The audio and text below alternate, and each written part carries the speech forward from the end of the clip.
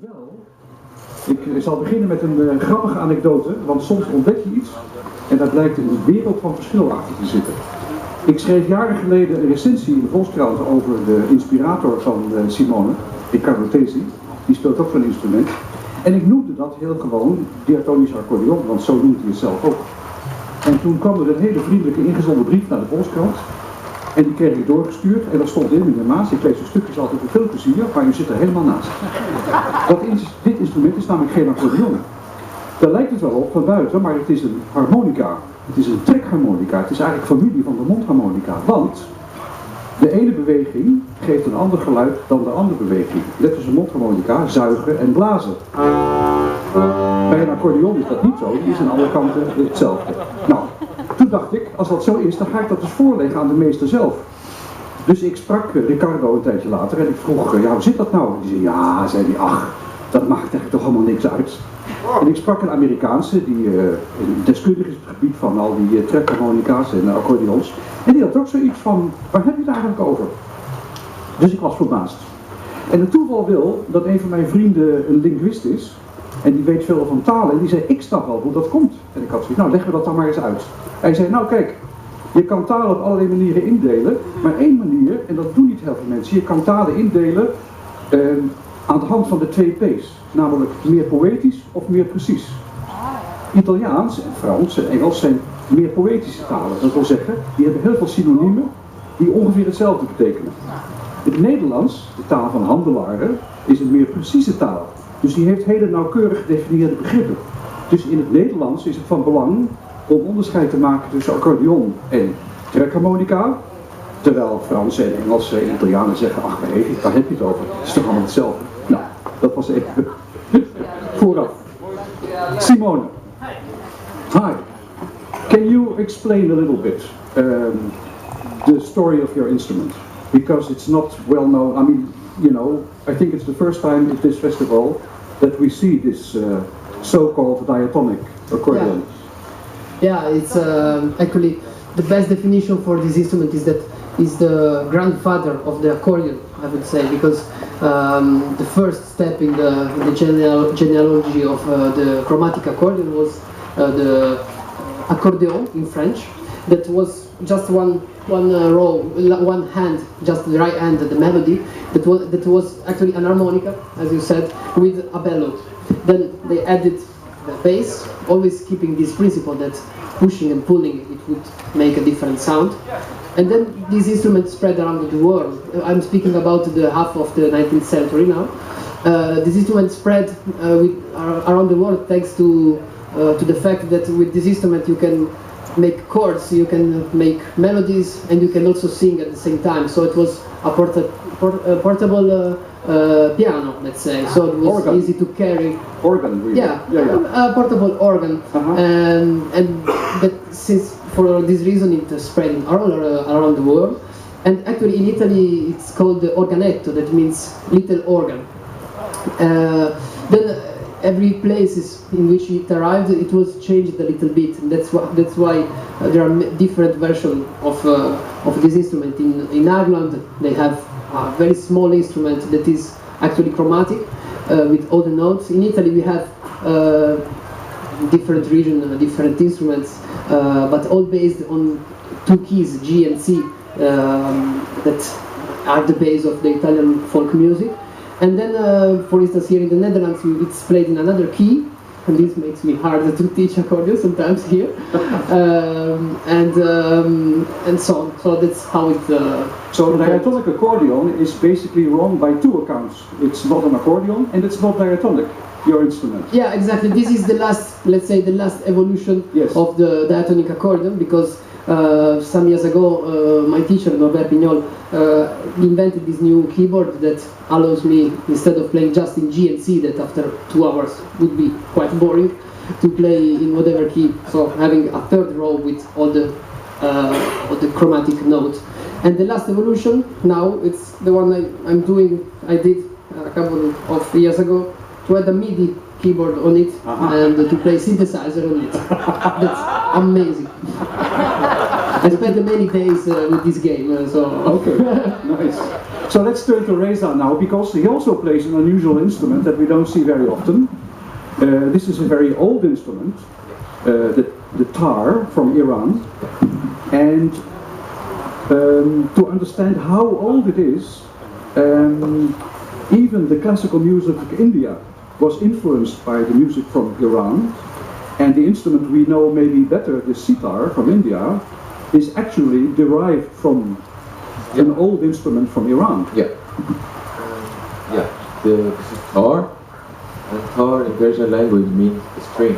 And it's not a, and that's the reason we have guitar, sitar, and sitar because it's actually setar, because se means in Indian language and Persian language, se means tree, but they call it sitar, which means 30. But sitar has 3 strings if you look at it. Yeah. And yeah, that's the reason. And it is spread out. And the history of this instrument actually is like with this position which I play, and I put it on my leg, and the wasted instrument is like 200 years. But before they were playing, and they would put it on their chest. And it was in another shape, which they played now in Azerbaijan. So it's also developing this instrument. Yes. And but this instrument, if you wanna know what it's like, with this shape and this kind of sound, is like 3,200 years. They just found like 2 months ago in Kermanshah, is a city in Iran, just a painting which the guy was playing, and they just found it out. This is for 3,200 years ago. Yeah, which is really old. Really old. But the way you play it is not very old, right? I mean, you use different techniques. Yeah, because I was starting to study this instrument really traditional because my father was my teacher and he's a tar player as well. But I tried to find another techniques. For example, because I play guitar, oud, and a bit of sitar also, and I try to put all of these techniques to one, like what he's doing actually.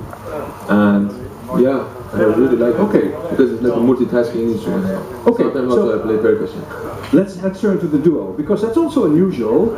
You play together, 2 instruments from very different musical worlds that have also a very different tonality, because the accordion or the harmonica is a Western scale instrument, and your instrument has very different spacing of the frets on the neck.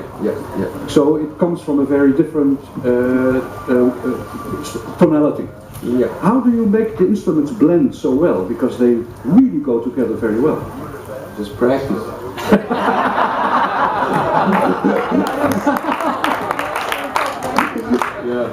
But technically, let's say that we have to find a solution, because I cannot detune my reeds to play one concert with Reza and then the day after retune in the Western way. So the technique used is to play a lot of sus chords without thirds. The thirds are the main degrees of the scale that are usually used with the commas. So that's what we do. So Reza has to adapt. Mostly actually. I have to. We try to adapt a little bit, both of us. It's a struggle. And also, you're actually, Neighbours is like a poetic description of what you want to do, but you're also physically neighbors, right? You just explained in the concert. Yeah, we live in the same apartment. And when I moved there, when I arrived in Rotterdam, I found out that there were in the same house 3 amazing musicians, and one was Reza, and so we started jamming together, spending nights. We have very nice neighbors because they allow us playing a lot during the night, so we can practice and play together. They don't mind? No. Well, I don't know. They never complain. And also, this duo is a very new project. The concert you played in the Orchestra was actually the very first concert. That was the first, actually. That was the very first. So how long have you taken? Because you played like 4 long pieces. I mean, how long have you been working on this project so far? You have to say true. You have to say the truth. Yeah, the thing started with jams, so jamming together, and then when actually that's how projects work. Start always with jams, and then when you get a gig, then you are forced to do it real. So we exchange the recording of our compositions. We practiced, and then we met yesterday, and we finalized instrumentation. That's because in the last month I was touring all over Europe, so there was no way to rehearse on Skype yet. So that means just last night you rehearsed. Yeah. Only time you had. Yeah? Oh boy. So that it went very well, indeed. Yeah. So if people are interested in because I assume there is no CD yet of this project. No, there is no CD, but we are gonna perform again. Okay. Next week. In the Doelen in Rotterdam, there are the 50 years of the Doelen, and they invited us to play in the Schouwburgplein in front of the Doelen. Schouwburgplein. And we are gonna present there a longer repertoire, so we needed to rehearse more. Yes. Always you come to knock my door, hey man, go, I wanna sleep. Go away. And that will be on the 27th of May. Am I right? Yeah. Am I right? Yes. Right, yeah. Schouwburgplein, But Rotterdam, check on the 27 website mei. of the Doelen and we find our picture, the Neighbours. Wij moeten door, want de volgende artiest staat te wachten om hier op te treden voor.